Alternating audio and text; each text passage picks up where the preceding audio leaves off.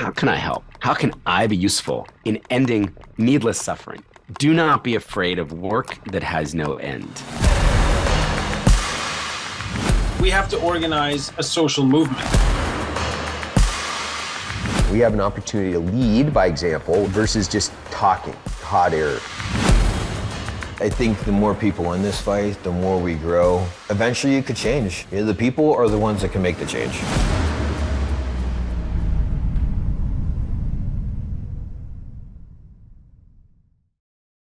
What's going on, everybody? I want to introduce you to today's guest, Siddharth Kara. He's an author and an adjunct lecturer at the Harvard Kennedy School of Government. He's a visiting scientist at the Harvard School of Public Health, and he holds a law degree from the London BPP Law School. So obviously an underachiever. His newest book, Cobalt Red, dives into the trafficking, better description would be slave labor involved in the mining and supply chain of cobalt from the ground in the Congo all the way into the devices that we use or the vehicles that we drive. He is an incredibly articulate man with a robust history on this topic, and I'm going to go ahead and let him speak for himself. So enjoy the episode.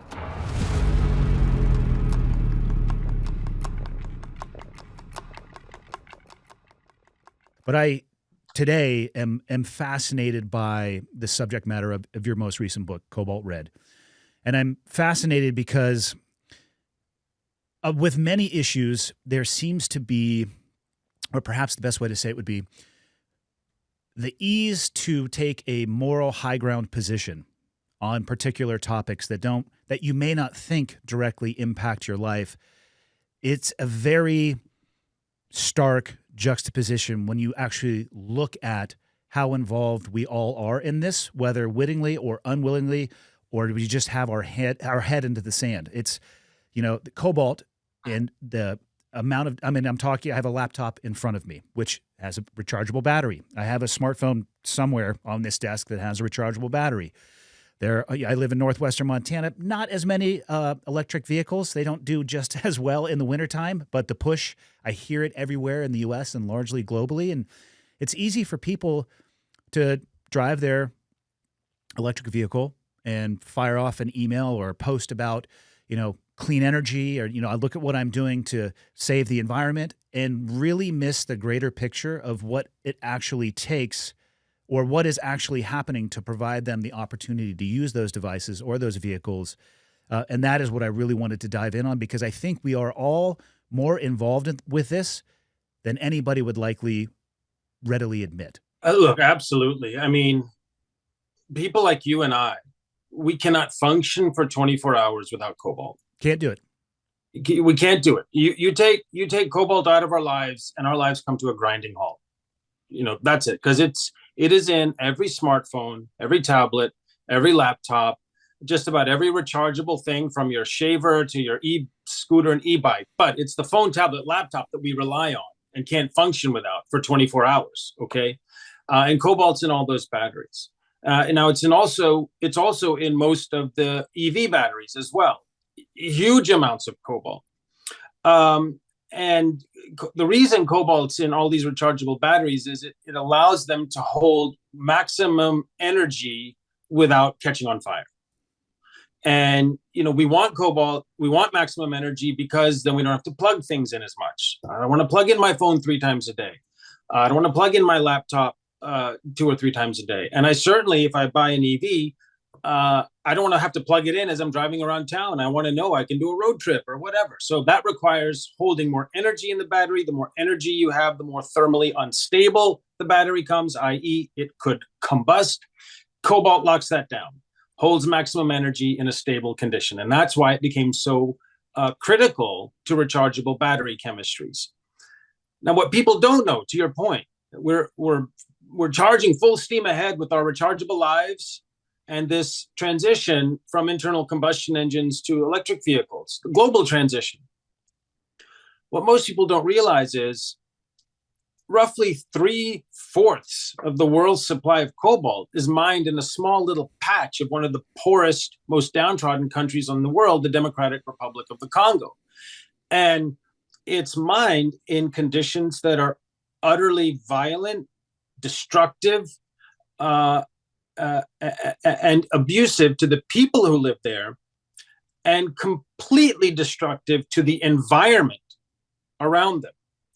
So there are hundreds of thousands of some of the poorest people in the world, including tens of thousands of children, digging cobalt out of the ground with shovels, pickaxes, rebar, or by just their bare hands, filling it up in sacks for an income of $1 or $2 a day, and then selling that over to big mining companies that add it to the cobalt they excavate with their big machinery.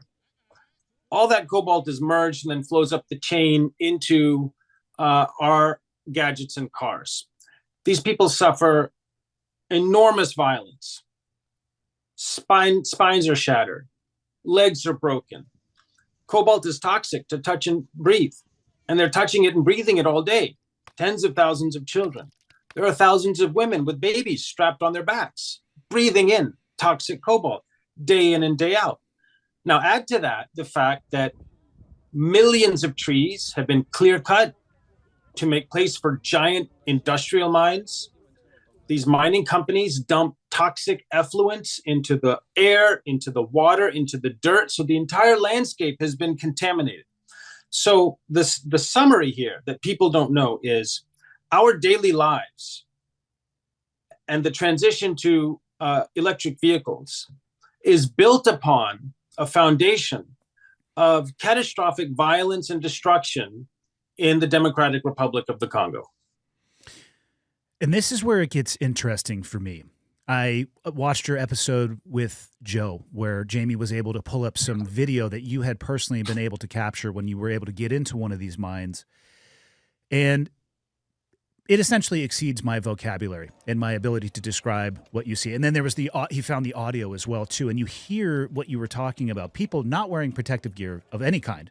Like you said, mining a mineral or an element that is definitely going to seep through your skin, probably shouldn't be inhaled through your nose or mouth or just left to absorb. And there were thousands. It would have been, you had to freeze the frame and count each one of them, but it was unbelievable the conditions that they were working in. And that was one of, I mean, how many of those type of mines would you even estimate exist? Oh, dozen, more, 10, 12, 15 scenes like that on any given day.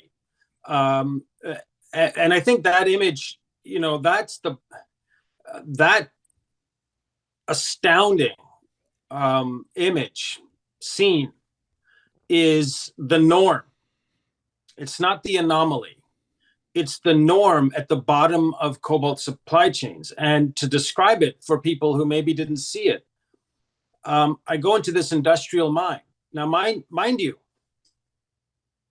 every tech and EV company selling us their gadgets and cars will tell you, will write in their public disclosures, we buy cobalt from ABC Industrial Mine, and there's no artisanal mining there. Artisanal mining is this ridiculous term used to describe that scene that we're about to talk about. There's no child labor in our supply chain at ABC Mine. All of it's done sustainably from an environmental standpoint. And you think, oh, terrific. They've got it together. Well, I get on the ground and I see that that's all a complete fiction.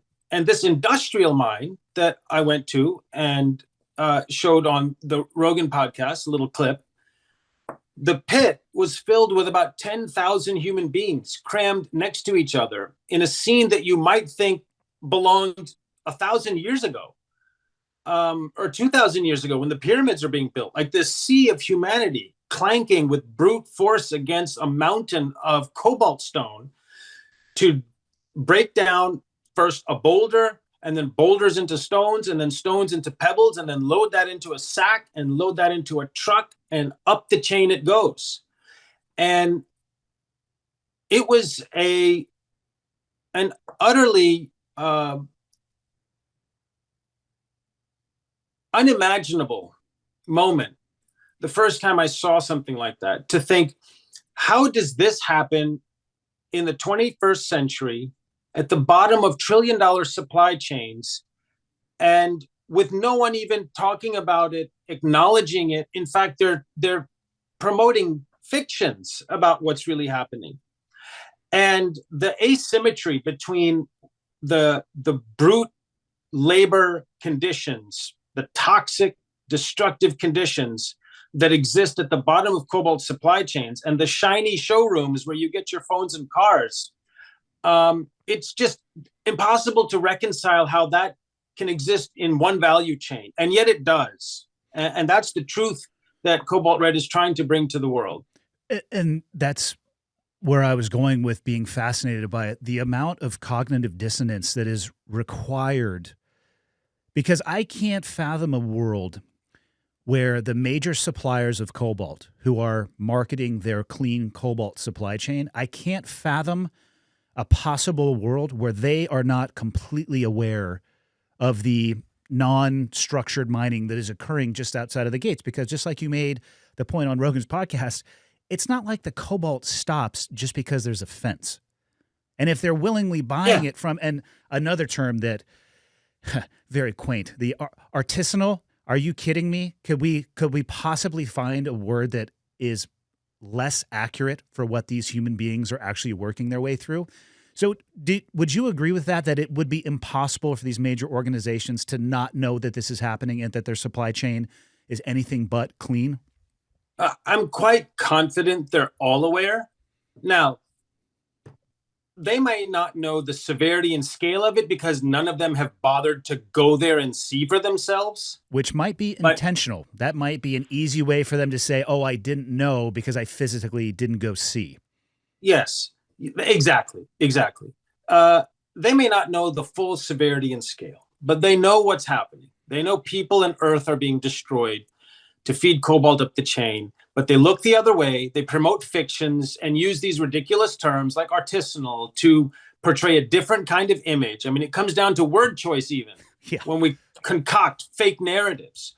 But they know what the reality is, but there's such a scramble to grab cobalt out of the ground, up the chain and into the phones, and especially the EVs.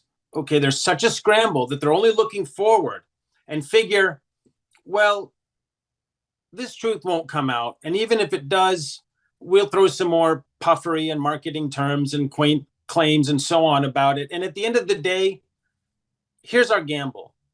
People don't really care. You know, the gamble is they're not worth the same as us. And that's why this entire catastrophe exists, because to your point, if they're aware of it, even if they're only aware of some part of it, why have they not done enough to address it? And the only answer to that question is because it's those people over there and not our people over here. It's that environment over there and not our environment over here. And they don't count less. They count less. They don't count the same as us, and they haven't for centuries. And that's the premise underneath all this, that the people and resources of Africa can continue to be pirated away, and we can continue to amass great fortunes on the backs of that violence. And at the end of the day, not enough people are going to care.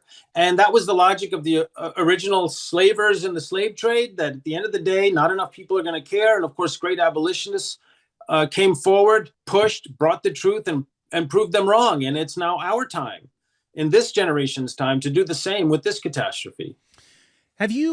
What happens when one of the major, and I could easily use some brand names, but I don't want to do that because there are only a few that I'm aware of, and I know that they're a small member of a larger whole, and I don't want to highlight one organization accidentally. But in this ecosystem, have you seen examples of when these major organizations are presented with this, that like the video that you shared, it's beyond compelling. And I'd just be fascinated to hear what these organizations, how would they defend that? How would they justify or explain away their involvement in that? Or do they just ignore it? Well, they just ignore it, right? But if you manage to get that video into the office of the CEO of one of these companies and say, you really need to see this, okay, then what would the response be? That's your question. Essentially, yes. And I think the answer would be something like this. Wow, that's a horror show that I can't even fathom. I can't comprehend that this exists in the 21st century, but it's not in my supply chain. Oh, Okay. that's in the other thing people's supply chain, not in mine. It's it right. Now, if you managed in a short period of time to go to every CEO and you got that answer from all of them, because that's ultimately what they would say. That's awful, horrible, intolerable, but not in my supply chain. Well, if that's true of all these companies, where's all that cobalt going? Yeah. Okay, it's they're not digging it for sport. It's not going to Mars. You know, the fact is, it's in all their supply chains. But they can sort of make this claim, not mine, someone else's, and then just carry forward with business as usual. But the truth is, it's in all their supply chains because it doesn't go anywhere else but their supply chains. And they need to then acknowledge that horror show in that video, and that is not some one-off anomaly. That's the norm. Get on the ground and sort out their supply chains. I agree with you. I think that the brush off explanation would be taken almost all the time, if not every single time, by those people, because the issue that you wrote about and that you were talking about in the video, it is not one that has a binary solution. It's going to take time. It's going to be complicated. It's not going to be fixed overnight. There's going to be economic implications of that. And, what I struggle with, thinking about the conversation that we were going to have, and I'm thinking about this in myself and the society that we live in the United States, obviously, because that's all I can speak of from a perspective of being a citizen. Even if I look at it from a consumer perspective, because there's the demand that's being driven towards these organizations, and they're satisfying the demand of people constantly knocking on their door. If people were presented with this information and they knew it existed, would it change their behavior? And I don't have an answer. I've been noodling on that since I knew that you and I were going to sit down and talk, and I started diving into it a little bit more because I think of myself. Like I said, I have a smartphone in here somewhere. I have a laptop. I'm not I have no experience with EV, but I could see a point in my life where even my kids go down that path. But even though for your average person, you pull 5 people, let's say in California, that has a policy that's driving very hard towards EV, and you present 5 consumers, like, listen, here's what it is that you currently use, and here's the vehicle that you want to buy, and these things are involved in this vehicle getting to the showroom. Would it stop them from buying it? Yeah, look, this is the essential question, right? What role do consumers have to play in creating change? Because the truth is, you and I and consumers of these gadgets and electric cars have all been made unwitting participants in this enormous violence. When you and I buy a smartphone, we don't tell ourselves, "Oh yeah, I'm buying the blood of some African child that died digging out this cobalt." Which that would be a terrible marketing statement for Apple. Exactly. Put that on the box and see how sales go. Yes, quite right. Exactly. We would never make that kind of choice, right? But we've been made participants against our knowledge, and I'm sure for most people on the planet, the desire, it wouldn't be there to actually contribute and participate in this kind of violence. But now we're out of the gate, and we're down the track, and we depend on these gadgets, and we do want to make green choices for the environment and buy an EV. So what do we do now, right? That's the question. What do we do now? Or smartphones as well, or laptops. I just don't see our society technologically taking a step backwards. So are there options? What can we do? So I think number one, and this is how change has historically happened on a grand scale when there's some horror taking place. Number one is the ground truth has to come out and flood the world. Okay, that's number one. It can't be a trickle. It can't be a drip. It can't be oh, did you see this horror over here? And then everyone stops paying attention and looks at something else. There has to be a flood that doesn't stop until humanity knows there's a horror taking place. Then there's some subset, and it could even start as a small group of people, but people of conscience who come together and say, this is not acceptable, not in my time. And I'm not going to stop. I'm going to use every tool I have to change this, to address this injustice, and I'm not going to stop until it's addressed. And that's how slavery was abolished to begin with. It doesn't happen overnight, and it's complicated, and there are enormous forces, economic, inertia, lifestyle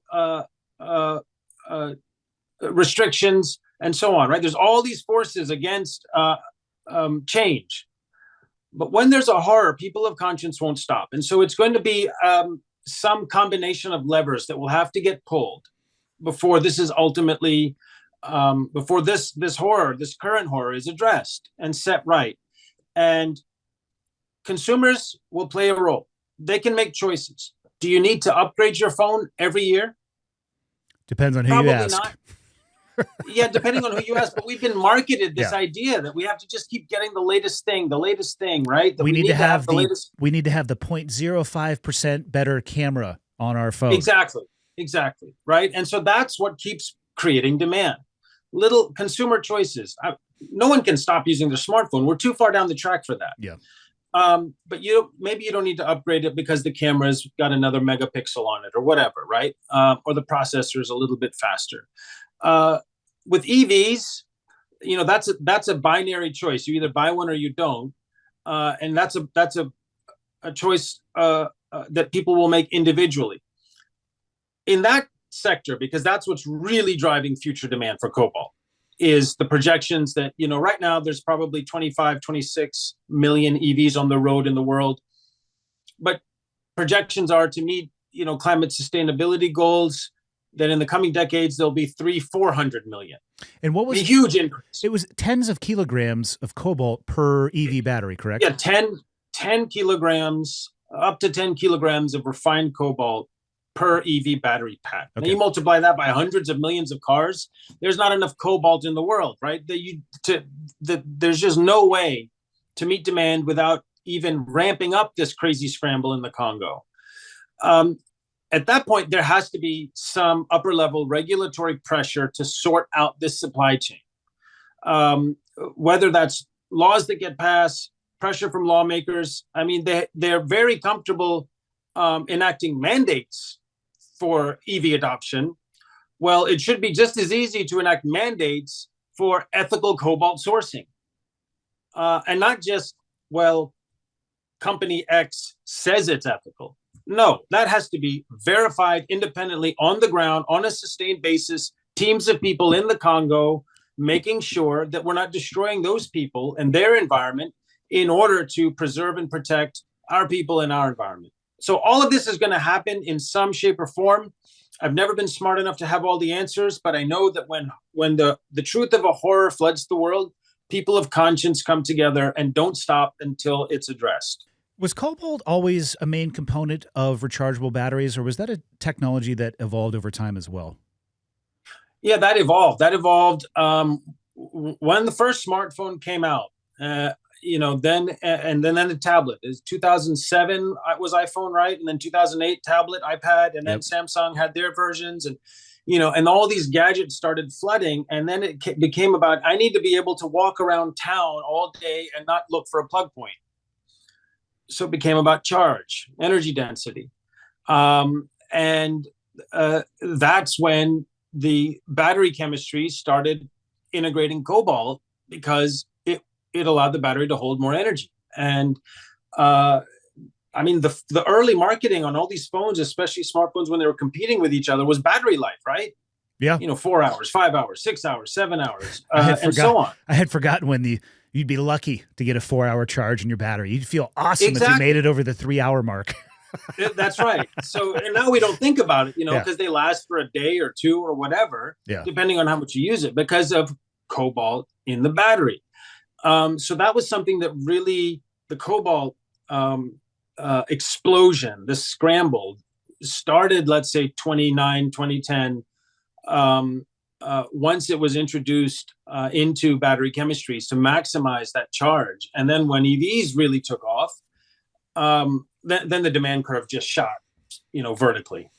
I'd love to think that there would be a technological solution. Maybe we could remove cobalt and create the battery without that. The problem that I initially think when I go down that line of thinking is, well, they probably would replace it with something else. But we're better than that, right? We would never let this situation repeat itself if it became Cobalt X, unobtainium, whatever it may be.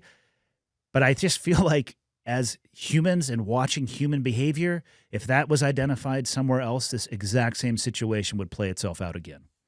That's right. There are a lot of flaws with some of the arguments that are made now that, well, okay, let's just get rid of cobalt in the battery. Well, point one. It's like saying, hey, let's just get rid of violence in between humans. Let me know how that works out for you. Yeah. So let's say they use, unobtainium is the replacement, and that's going to be in some place surrounded by a bunch of poor people, and it's just going to be, transferring one catastrophe from one place to another. Number one. But number two, let's say, put that to the side for a minute. Let's say tomorrow, every phone, tablet, car, rechargeable, whatever, and EV no longer needed cobalt. Somehow, someone could snap their fingers and just, you wouldn't need another gram of cobalt ever again for these gadgets. That would do absolutely nothing to repair the last 12 years of destruction and violence that's taken place in the Congo for cobalt. So follow that line of reasoning through, right? So we're saying that our economy can basically behave like a virus, like go into an area, eat it all up, leave behind a dead corpse, and when it doesn't need that thing anymore, just go somewhere else. And that's okay, because now we don't need cobalt anymore, so problem solved. But we've left behind this corpse of humanity and this destroyed environment. And how can that be okay? Third flaw with this, because there are some EVs that are coming out now that will use battery chemistries that don't have cobalt in them. There are actually a couple of models out there. Now, you forfeit some range and some power and so on, but you can get it, right? If you don't, you horse trade a little bit. And so some people say, well, I'm going to buy that car because the battery doesn't have cobalt in it, and the company that's selling me that is A-OK. Quite apart from the last 12 years when they did buy cobalt batteries and use them and destroy the Congo. But you know what? The same company that makes the non-cobalt battery, the same battery manufacturer, car companies don't make the batteries. They buy them from battery companies. It's the same battery company that makes both kinds of batteries, cobalt, non-cobalt. So follow through the logic with me. Say you go into a store to buy some clothes, and you go to the shelf, and there's a T-shirt that was made with a child slave, and right next to it there's a T-shirt that was made without no child slave. And you say, I'm going to buy the T-shirt that doesn't have child slave. You're still buying, doing business with, supporting a company that made the T-shirt with child slave. So you buy the car that has the same company makes the battery with cobalt in it. You're still doing business with a company that is involved in the ransacking, pillage, violence, and destruction of the Congo. So all of this just falls moot. This attempt to avoid the problem or move beyond the problem. The problem exists. It's real. It's not going away. You cannot just erase it or ignore it or walk away from it. So we return to the only solution that works, which is companies need to be on the ground at the bottom of their supply chains, sorting things out. Yeah, at the origin, not inside. At the origin, not inside of the gates, or they send a representative that I'm sure has some legal separation that can go and observe inside of the gates and look only in a very small window, out at what they want you to see. That's the only way that people are going to, or those organizations, I think, are going to be even begun to be held accountable for this. Yeah, that's right. And it's their business to understand their supply chains. No one put a gun to their head and said, you must use cobalt and you must ransack the Congo for it. Demand for cobalt started at the top of the chain with companies that are swimming in more money than, imaginable. And everything that's happening downstream as a consequence of that demand only exists because of the demand at the top. And that's where the solutions have to start. And if someone like me, without their resources, without their level of genius and sophistication, can get on the ground into the Congo and see the truth, surely these companies that are filled with super geniuses that devise all these extraordinary products have the capacity and resources to get on the ground and demonstrate that they care. They all say they care. But now let's demonstrate they care about the humanity and sustainability of their supply chains. I wish that I had faith that corporations would do the right thing. If I'm being honest, I land on the other side of that line, and I feel that oftentimes the bottom line drives most, if not all, of the decisions. So that leaves us with what we could call the consumer, regular people out and about who may not even have any idea the level of interaction they have with this ecosystem. Where would you start people if they are interested and want to learn more or find out more for themselves? What path would you set them on? Well, I hope people will read Cobalt Red, will share the book. It's the first book that's bringing this truth to the world, as testified by the voices of the Congolese people. So that's a starting point. You can actually just do a Google search, Cobalt Congo, and a lot of stories will come up. Journalists have been down there. They've all seen a little piece of it and brought it back. There are a couple of NGOs that will show up that are on the ground, finding a little piece of the puzzle and bringing it out to the world.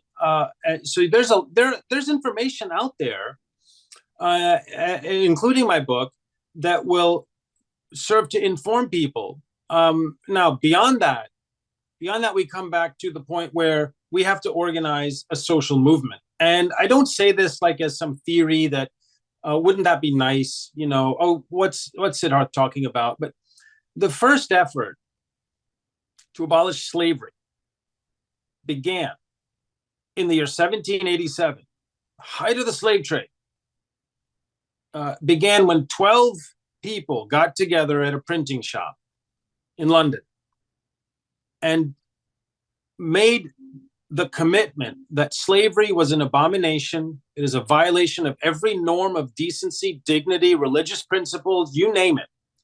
And yet it was the norm and had been the norm for centuries. But they made the commitment, these 12 people. This is not an acceptable component of human civilization. We have to be better than this. And now you might think, what are 12 people going to do? It took them enormous persistence. It took them a few decades, and there were only 2 left to see the day living. But in 1833, decades later, the first law in the Western world was passed in the UK Parliament abolishing slavery. And then the dominoes started falling. And we got to 1865 here in the US with the 13th Amendment. Started with a dozen people whose force of will and persistence and truth-seeking, and they were in the business of finding truth, bringing it to the world, finding truth, bringing it to the world, until there was such a massive humanity that said, this is not acceptable, that change finally occurred. We're in that moment today. And it could very well be just a handful of people that learned of this horror and think, this is not an acceptable, it's not acceptable for this to exist in contemporary human civilization. And they will forge and build a movement with ground truth that can't be denied. And eventually there will be some change and these injustices will be redressed. I have every confidence in that. Yeah, I find in my own life, the things that are the most meaningful are generally the most arduous, and they take the longest. And it's about the little steps, not these massive leaps that I make. I found that both personally and professionally. And in an issue like this, I wouldn't be surprised if it took exactly the same thing. That's exactly right. There's no silver bullet. There's no, thunderbolt from above that's going to sort all this out. I wish. But human rights doesn't work that way. Injustice doesn't work that way, especially when there are immense economic interests on the side of the injustice. But people of conscience have shown time and again that with persistence and force of will, they can overcome every tyranny, every injustice, every self-interest, every avarice, unbounded by any moral consideration. They can overcome it, and the forces of goodness, which I think essentially we are all deep down good people. It takes the right constellation of factors to bring it out and organize it. But no one in their right mind, 98% of humanity, doesn't want to participate in this kind of horror show. It's the 2% at the top that look the other way because they're too busy counting the money. The view's better, on their yacht. They're watching the sunset.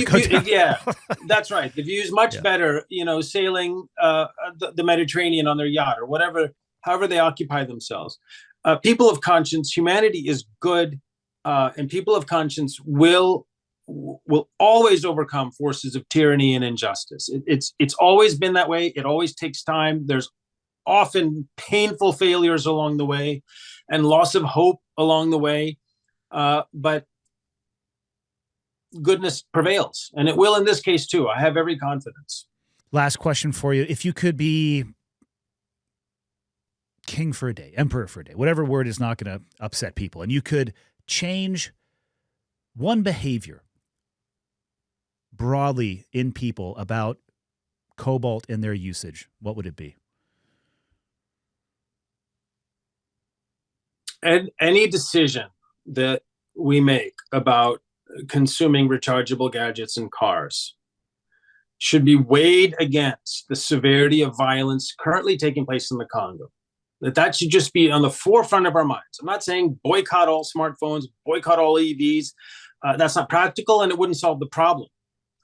But as we go about our daily lives, let this be in the forefront of our minds so that as we interact with each other, as we think about what we want to consume, as we just think about what kinds of information is important to share and post on social media, let's invert that for just a little while and think first of the other, at the other end of it, and what their lives are like, and maybe broadcast that for a little while. And maybe think about that the next time we want to upgrade our gadget.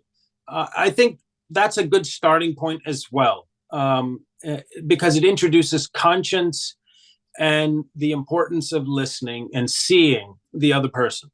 And I think everybody is able to do that. The barrier to entry of what you just described, I think, is achievable for everybody.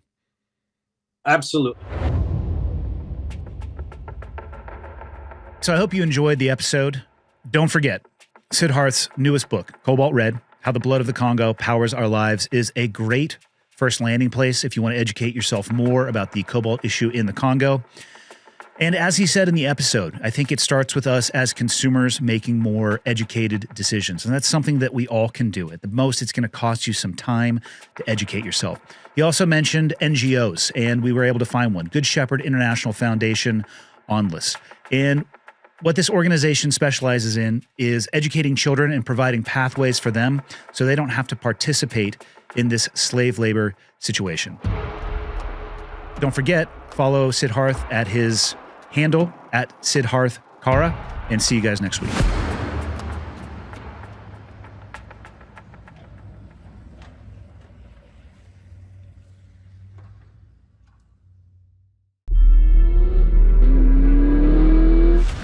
Scene 101A, take 3. You know, if you're not having fun, it's not going to be good. We just drove these performance cars. Ready! I don't break anything. I hope we didn't break this camera. That storm is blasting. 6:30 in the morning. The driving's been a little haphazard. All right, go for it. Projects like this is just something you dream about. All right, action.